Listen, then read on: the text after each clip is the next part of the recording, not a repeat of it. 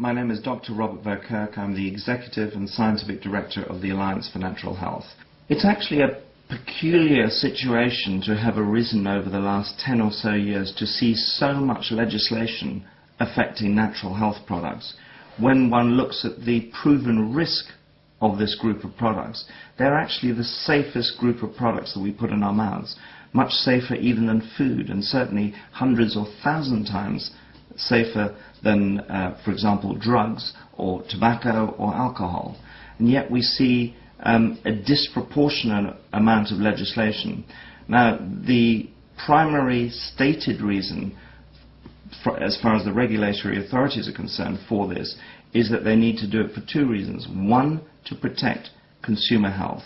And the interesting thing, when you look carefully at the type of legislation that is now being enacted and will be enacted over the next few years, it does very little to actually protect consumers from supplements that may be of poor quality and may actually pose some sort of risk to human health, because, let's face it, anything can pose a risk to human health, including water, including coffee and tea. And it's a very interesting situation. You may be aware that the drug companies are very interested in botanicals and other nutrients that have health benefits.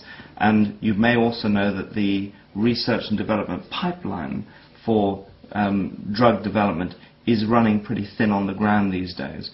So it's a very interesting time for perhaps drug companies to be thinking, how can we manage more control of these nutrients?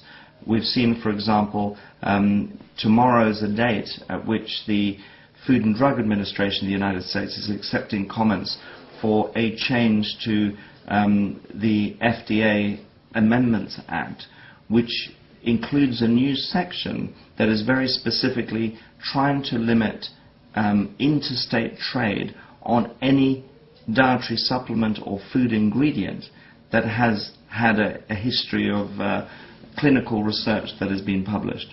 And of course, that is a ludicrous situation, because some of the most interesting food ingredients or supplement ingredients that have important therapeutic properties have been studied. And by taking them out of the, if you like, the food sector, you force them into the drug sector and back into the control of the pharmaceutical industry.